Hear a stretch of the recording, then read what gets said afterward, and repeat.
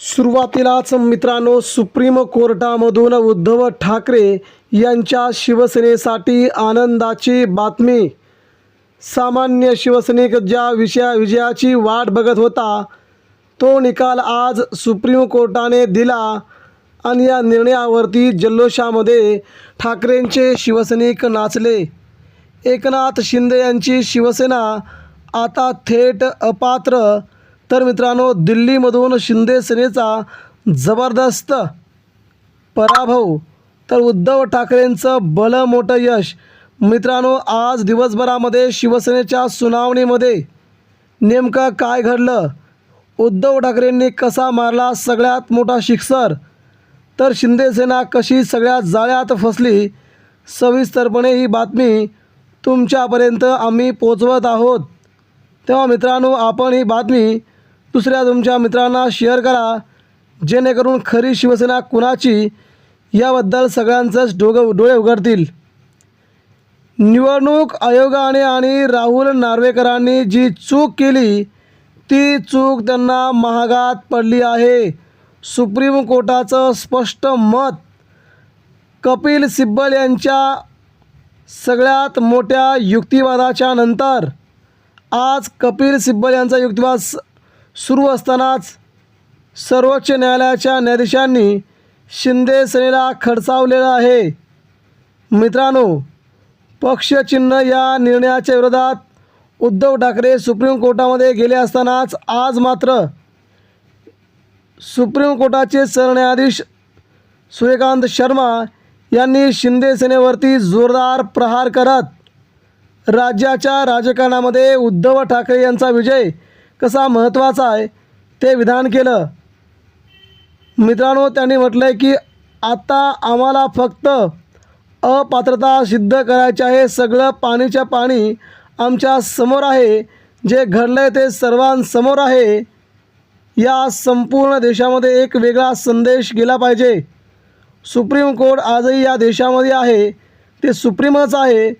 आमचा दिलेला निकाल संपूर्ण देशातील राजकीय पक्षांना लागू होईल, अशी सगळ्यात मोठी टिप्पणी करत मित्रांनो, एकनाथ शिंदेंच्या शिवसेनेला हा तगडा झटका दिलाय म्हणावं लागेल.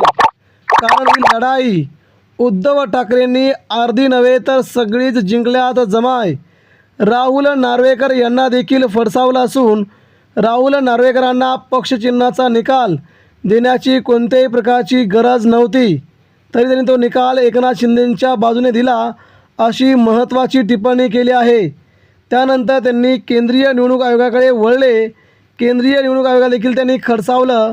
तुमच्याकडे पक्ष आणि चिन्ह ठरवण्याचा अधिकार आहे, पण तो विधिमंडळ नेत्या नसून राजकीय पक्षाला तुम्ही पक्षचिन्ह देऊ शकता, एखाद्या गद्दार गटाला कसं देऊ शकता, अशी जोरदार टिप्पणी. मित्रांनो, सुप्रीम कोर्टातून आल्यामुळे आता शिंदे सेनेचे धाबे दणाणले आहेत. निकाल आपल्या विरोधात जातो की काय आणि गेलाय हे आता त्यांना सांगायला कुणीच तयार नाही. एकंदरीत मित्रांनो, या लढाईमध्ये उद्धव ठाकरेंनी आपली करारी मेहनत, जिद्द, परिश्रम या भूमिकेतून कधी माघार घेतली नाही.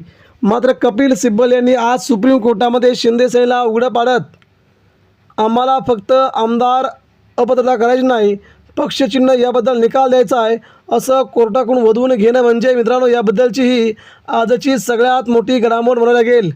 विधिमंडळ पक्षापेक्षा राजकीय पक्ष नेहमी मोठा असतो, असं खुद्द न्यायमूर्तींनी स्टेटमेंट केल्यामुळे इथेच या प्रकरणाचा निकाल लागल्याचं चित्र सगळ्यांसमोर आलं आहे.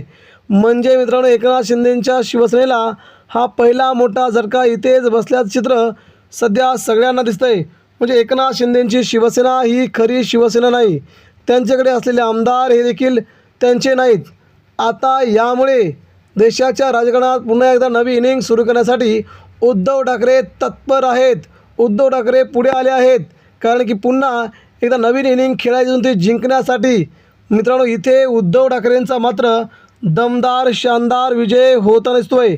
आज दिवसभरामध्ये कपिल सिब्बल यांनी ठाकरेंच्या शिवसेनेची दमदार बाजू मांडली आणि संध्याकाळच्या वेळेस मित्रांनो सुप्रीम कोर्टाकडून सगळी टोटल आज समोर आली.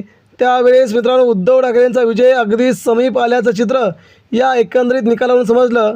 मात्र एकनाथ शिंदेंचे आमदार अपात्र होतील.